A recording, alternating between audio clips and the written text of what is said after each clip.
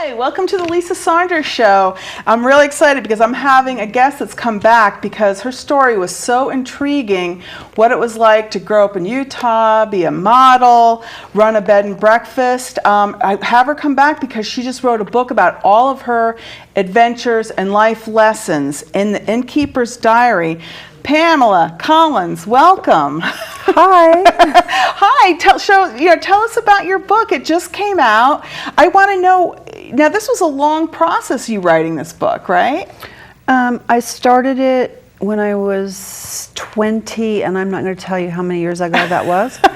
Well, so 1 yes. year ago, right? 2 years ago. So you've been working on it through like notes to yourself and journal entries? Is that how you would mean you've been working on it for that long? Or? Well, it started out just as a journal or a diary, and then it evolved over the years, and then people kept saying, you should write a book, you should write a book, you should write a book. And so I just stuck it in the back of my brain somewhere, and then the next thing I knew, I was writing a book. So. Well, you had a lot of people intrigued because you've been through more things than most people, I think. And some of it really difficult. Some of it glamorous. Yes, you were a model and had a lot of clients, wearing designer clothes and shows and selling cars and all kinds of things, right? So that's all sounds glamorous, but there's a lot of your life that wasn't glamorous. You were in an abusive marriage. You've had another marriage where there was, he left you for a princess. I mean, some strange, unique things. You've had some very interesting spiritual experiences where you knew that God was watching and you were not alone. I don't know, maybe we'll just start from the beginning. As we talk, we'll show pictures, like picture number 1 shows you as a little girl. Your book talks about that you were made fun of. People were bullying you. Yep, when I was little, I was made fun of. I had a large birthmark that covered most of this side of my face. I had to wear corrective shoes. Could people tell they were corrective shoes? Yeah, because they were really heavy. Okay, and, really clunky. I didn't have braces, but they were really clunky. And I had a Barbra Streisand nose. And so I got made fun of a lot, and the kids would chase me home and call me Bertha.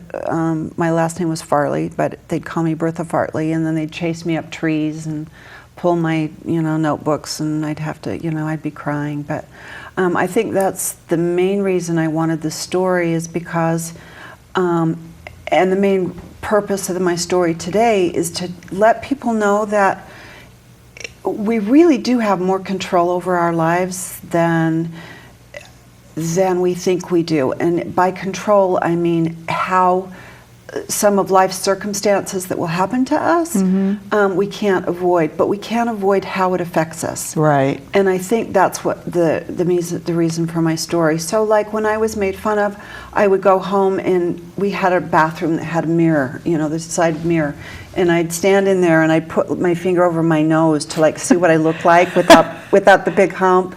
And I'd pretend to be pretty, and then I'd rub lemon juice on my birthmark, and I just pretended to be pretty, and I wouldn't take on all that. And one day I just noticed my birthmark was gone, and I was in a car accident and my face went through the windshield, so they had to do surgery on my nose, and so that was really cool.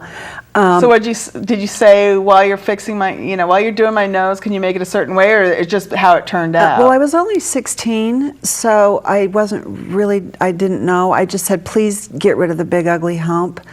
I think they got too much of it off, but anyway, it was gone. And then it just happened. So that started that. And then I also learned not to make fun of other people. I know you personally. I see you socially. You own a bed and breakfast in New London. This is your second bed and breakfast, right? Now, this is called the Innkeeper's Diary. So you're still an innkeeper. I'm still an innkeeper, yeah. And I think you're so suited for it. I've gone to a couple of events, open house events at your bed and breakfast. And just the way I see you with people, it could be the janitor who doesn't speak any English, you honor them just as much as you would when you worked for Joe Kennedy. Was that you worked for him doing?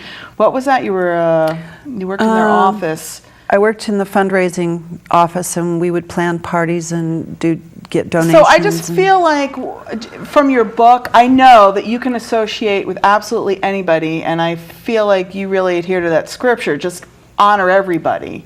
Love everybody as you would want to be. Exactly, yeah. And I see that from your own life. So I wasn't surprised when I read in your book, and I see the people you invite to your party. You have such a wide range. Nobody is too high for you to invite. Nobody's too low for you to invite. And that's just one of the things I love about you. And I think it's one of the things people are going to love about your book when they see you looking like such a gorgeous model, and to know, but this hasn't always been your life. You know what it's like to be low. Even as a model, you had your really low points. You were raising 2 boys. Now we have another picture number 2. Now is that picture taken in Utah, and who is that? That's why my book is so great.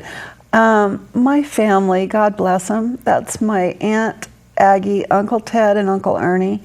And do you notice the Napoleon Dynamite furniture in there? Yeah, what is that, the 70s, I guess? It was pretty much, that's the life that I had growing up. My aunt was a coal miner, my grandfather was a sheep herder, Uncle Ernie in the middle spoke to aliens. Uncle Ted owned mountain ranges, and they were just fun, crazy people. But that was part of it, is growing up in the country. Never would I have imagined that I would be living in a big city working for a Kennedy, or, for the court system in the Suffolk Superior Court, and meeting all the people that I did, and having dinner with movie stars. I mean, you just... What, Sophia Loren, or who was it? You were... Jacqueline Bisset. Yeah. In Europe. Yeah. So I get to travel all over with you in your book to all these amazing life experiences. And throughout it all, though, you really had a faith in God. And the next picture we have, is that your father, or is that a priest? Tell me what's going on there. Well, I had a lot of, I guess they're clairvoyant experiences, but I had a lot of stuff happen to me all through my life that I can't explain, on the other side of the solar system, but not your typical experiences. And so I wasn't particularly religious, but I did believe in God. And this actually happened just before my father died. I had joined a church after my son was cured of epilepsy. And I told my father that this man, he knew that my son had been cured from this priest's blessing. And then later on, I asked him if he would be baptized before he died. He didn't have long to live, and he was in a lot of pain. So the priest just happened to be going through town, and I asked him if he would stop at my father's, because at the time I was living in Boston. And he said he would, and because he was too fragile to baptize and submerge him in water, they did a baptism there in the living room. And if you notice the light streak coming through his head, at the moment he anointed him with the Holy Spirit, the whole energy changes in the room. And that's why I love this picture, because and what my book is about is that there is something going on in the world that people can't see, and a picture's worth 1,000 words, and that's why I like this picture. And right after this was done, he was in no more pain. He was happy. He wanted to die, and he said, "I wish I knew what I'd known my whole life. I would have always prayed for people." So I think prayer's very important. I know that's why you prayed for your son. Myself having a child that died from epilepsy, you had a son with epilepsy, as if you didn't have enough on your plate as a single mom. And the seizures, you can't plan day to day, because you don't know what's going to happen. And you went and had him prayed for, and he was healed. You went to a Greek Orthodox church in Boston? Or? Yeah, well, I was living in Salt Lake, and the poor little kid had grand mal seizures, and it terrified me. And all the medicine they gave him wasn't working. And plus it can make you worse. And it made him worse, and it was going to make him worse. And then we were at the doctor once a week because they had a new medicine they were testing. He had to have a lot of blood work done. So we were in the hospital once a week getting his blood drained. And then finally I just heard about this monk that lived in Boston who was known to heal people. So I called the priest, and said, I heard you can heal my son. And he said, oh, honey, only God heals, but I will read prayers over him. So I told my mom, and I flew out to Boston and found this amazing mansion in Brookline, Massachusetts, and I was scared to death. And here I've got my little boy, and we walked into this big, beautiful mansion, and there's all these monks with the long robes and the hair and the beard. And so he took him and prayed over him, and as soon as he had his vestments over his head, and I was kind of hiding in the corner because I didn't know. I was like, what have I done? And then I heard Chris let out a little giggle, and I just knew he was better. I just, you know how mothers' intuition? So I went home and I started weaning him off of the medicine. And that takes a lot of courage, because that alone can... Well, if you're weaning it, that's not going to cause a seizure, because that's how they tell you to do it, to wean. Yeah. But, so I was very interested in that, and that's kind of your whole life story. You've had, I would say, some prayers answered dramatically and others not dramatically. And you've had to, okay, this isn't going the way I want it to go. So do you have any philosophy on that? When sometimes your prayers are answered dramatically, and you put them all in your book, it's great, because sometimes you have the craziest things happen, and some of them are you, like when you couldn't get a tenant out of your bed and breakfast. I just cracked up over that whole thing of you. Maybe I shouldn't tell it on the air, because just in case you get in trouble. So they should read the book, The Innkeeper's Diary. If you've ever had a tenant you can't get out of your house who's not paying rent, Pamela does have some interesting ways. It worked. Of getting rid of them, and it wasn't just prayer. It was her with a good friend. Well, you have to have a sense of humor, and you have to have an imagination, and you have to have a really good friend. And Sally and I, and a glass of wine doesn't hurt. Right, to help you. Now you also have more stories. Now you have a picture of animals. I love this. I don't want to skip ahead because I don't want it to get this, but here's your animals you have. So this is your farm, and you lived briefly in Utah when you were taking care of your mother, right? Is this when you had farm animals, and you dressed them up for your second wedding? You put, you talk about in your book, your second wedding, how all your animals were dressed for the wedding. How did you dress them for your wedding? Well, I put wreaths, the bridesmaids, who was my husband's daughters, all the little girls had the wreaths with the ribbon. So I got ribbons made for that's Dally and Dolly Duck. And they were very best friends with Grunt, who is the pig. And then we had a wreath for him, but his neck was so fat, it kept slipping off. And then I don't have a picture of the horse, but we had their manes braided with ribbon because it was an outside wedding, and they were close by, to where everyone could see them. So they were attendees. Well, when I read that, that's very you, because your bed and breakfast, I didn't get to see the interior of your one that you had in Massachusetts, but the one in New London is just stunning. You are so creative. People think you're creative because you dress your farm animals for a wedding. I've never seen such an eclectic. You take so many random things and put them together to tell stories. I think each room has a story of its own. Well, the thing I think that's important for people to know is the world is so frightening now. It really is, and you have to find a place where you can go into your own world and create your own worlds, whether it be a room or your critters out in the backyard. And I also think it's important, like when my parents were dying and some of the experiences I've had, where when you're really sick and you're going into an unconscious state, it's really scary. A lot of things can happen in the brain. The brain is so fascinating to me, and the energy and the way it works. And so I think it's extremely important nowadays to be able to have a place where you meditate or you pray, where you can take yourself out of the world and go into yourself and find a Well, my husband says peaceful you make spot. the world a more beautiful place. Because of just the things you do, that just you love beauty and you make things beautiful and you share it with your guests. And that's what I loved about when you go through all these difficult circumstances with 2 difficult marriages, and then you buy this bed and breakfast in Massachusetts after some of your work, and the guests that you have come in, some of them have had terrible problems, and you can relate to all of them and share the comfort that you've been comforted with. I feel like you have a real mission with your bed and breakfast. So not only just with your book, The Innkeeper's Diary, but just the way you relate to people. I feel like you can make anybody feel comfortable. Because I feel like you've been there. Yeah, thank you. I've pretty much been there.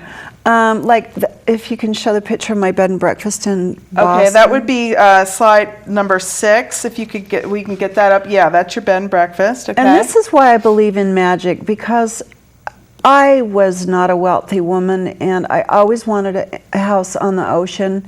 And in the book, I talk about a professor that I had at the university when I was silly enough to think I wanted to be a doctor, a brain surgeon, and that didn't come to fruition. But I wanted to live on the water, and I wrote a wish list of all the things I wanted. And I was raised in the Rocky Mountains, but I wanted to live on the water. So I had on my wish list, one of the things was to someday have a home on the ocean.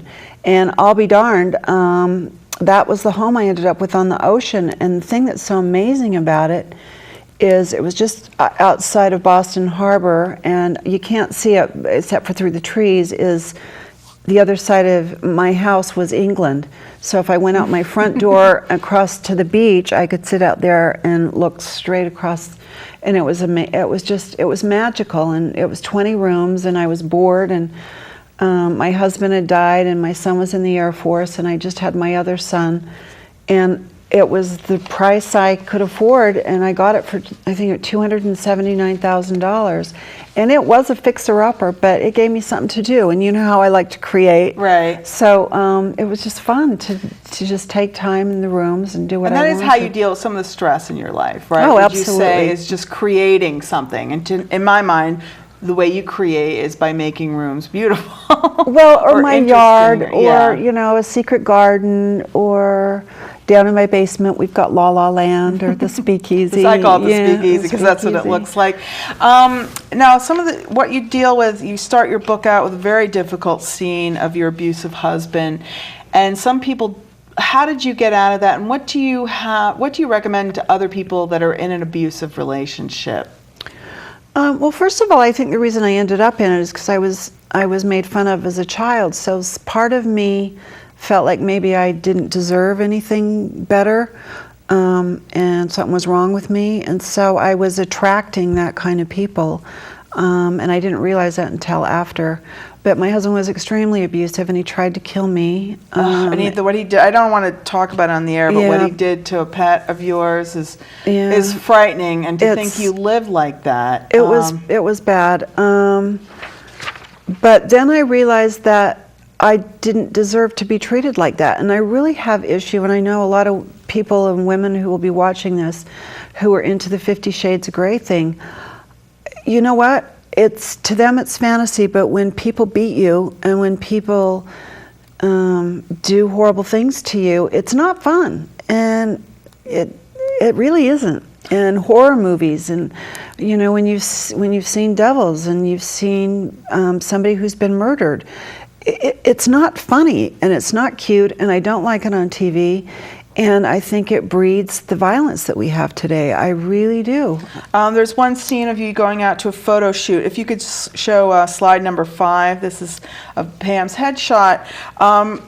Was this you when you were, is the first time you were married? Or where was this in your modeling career? Actually, I wasn't planning on being a model. I was married to that husband, and I was in a hotel, and someone was looking for a model to do a brochure and asked me if I modeled, and I said no. Oh. And so they said, well, would you be interested in doing some test shots? And this was one of the test shots. Okay. And then that's how I ended up So I wasn't like I went out. Things just happened. Right. So this wasn't a career you were seeking. I didn't know what I was seeking. I was just trying to be happy. No, and that fell into your lap. Some things you had to work very hard for. Other things fell into your lap. Picture number 7 are your sons, and you talk about them. Now there they are, rocking out. Now, are they both musically inclined? No, Jonathan, the one with the beard, he's very, very good musician. And the reason he became a musician is he was smoking pot when we moved to this town. I think he was in the 8th grade, and I grounded him for 3 months because we had just moved to that house. And so I bought him a guitar, and he taught himself how to play the guitar. And he was very good at it. And then later on, the older son moved to Nashville, and then Jonathan went to live with him, and they started drinking and doing things that I just didn't like at all. And that's why, and that's another one of those miracles where I believe in the power of prayer.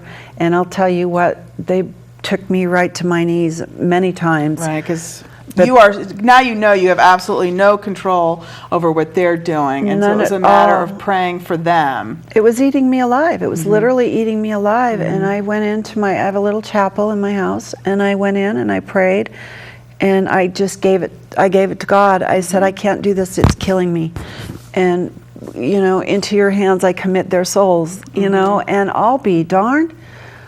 Right after that, they ended up getting a job. Somebody told my older son about these vitamins. And you can show slide 8, where you can show it with her older son with the magazine in slide 8. Now that's because that's success, and that's him that they're writing about. They did an art within like 6 months after I prayed. He's selling these things, and he's become like one of their top sellers. And it's stuff that rebalances the body and makes you feel better. It's all natural. People are getting off their pharmaceuticals because they're feeling so good. It gets rid of all the inflammation in the body, and he's done such a great job. He ended up in Success magazine. Then he got a hold of my other son and told him to start selling it, and now they're making 6-figure incomes within a year, and they're giving it to the poor. They bought you a car. They bought us a car for Christmas. So here you went from having sons, not doing much of anything. And they found the perfect job for them. Yeah, and they're sharing. And Jonathan's not drinking anymore. It's amazing. I was like, wow, God is so good. Well, what I like, one of the things really that struck me the most about your book is you're good about keeping. You told a lot of stories about what you're in desperate need, and then how the answer comes. Like your son had a huge medical bill when he was in the hospital, and then suddenly, and you're out, I'm going to pay my debt. You're going to work it off, whether it takes you the rest of your life or not. But then you get a call that they're going to just write it off. I feel like you've had one answered prayer after another, and what's great is that you wrote them all down. So not only does it build up our faith as we're reading it, but I think for yourself, right? Don't you think everybody should really record the things when they've really been desperate and then had an answer, just so they can see a pattern? Okay, I'm not alone. Some things good do happen to me. Oh, absolutely. I think you should write for a couple things. I know somebody in the Nice Girls group is talking about doing memoirs now. I think memoirs are really important, and I've noticed now that I just had a beautiful granddaughter that this is my life story. You watch Ancestry.com, and nobody, they see so-and-so came over from Ellis Island, and they were born on this date and died on this date, but you don't know what they went through. You don't know their struggle. You don't know their story. And I think, if nothing else, we need to create a website where people put their stories in. It doesn't need to be a big book, but their stories, their highlights of their life for future ancestors. Last night Josh Groban was on, and he found out all kinds of fascinating things about his family on Ancestry.com. So I think, for nothing else, people need to share that. Oh, I'm a big believer in that. I teach my memoir writing classes, and for that reason, because people need to write it. First of all, I think it's very healing to your soul and organizes your thoughts and your life, and then your descendants or your friends are going to be interested. Because sometimes you don't feel like talking about all these things, but you're willing to write them down and have somebody read them. So did you find that process of writing them down and reliving them, was it really painful though? Oh, it was hard. When I went into my abusive marriage, I started having panic attacks. Yeah, because that was a difficult chapter. Now, we only have about 2 minutes left, Pam. So is there anything that people can, first of all, how can they get in touch with you? They can go to your Facebook page. You have a Facebook page for the Innkeeper's Diary. I have a Facebook page. You can get the book at Amazon. It's doing very well. People are loving it. I've had people sending me cards now saying how much they loved it. It's not an easy read. It's a magical journey, and it's absolutely true. I love I went on Amazon just to see some of the reviews you got, and I like this one. I don't know who wrote it. It says, it was so inspiring because of everything Pam went through with her family and is still a warrior and came out on top. This book could give so many people hope that they can live a happy life no matter what obstacle is thrown in their path. And I would have to say your book does give hope that no matter what, because like I said, some of it, that the difficult marriage was really awful, and you've overcome it. So the main thing I want people to know is your thoughts are so important. When you're having a bad day, no matter what it is, there's always somebody going through something worse. It's like my husband worries, and I'm saying, honey, our kids, we are not walking through Afghanistan right now. We are not in Syria right now. You know, we don't have a child, thank God, in a hospital bed. There's so many people that have it worse, and then they complain. Oh, it snowed today. Well, it's beautiful. So go out and make snow angels. You know, we have control over that. Yeah, that's a good thing for you. Go out and make snow angels should be your tagline. Well, anything else, Pamela? Your bed and breakfast is gorgeous. So hopefully people will come stay at your bed and breakfast if they come to visit you in New London, Connecticut.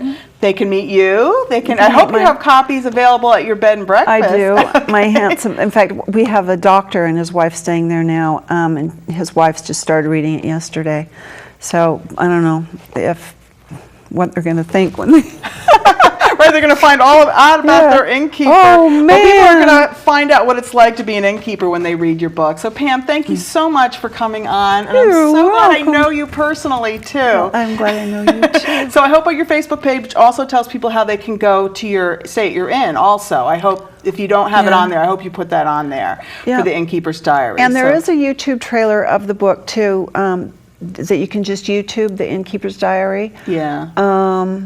And it gives my son did a really cool movie trailer about it. It probably should be a movie, not a book. Yeah. It really should. Oh, your story should be a movie. Yeah. But anyway, so thank you so much for joining us on the Lisa Saunders Show, and I hope to see you next week.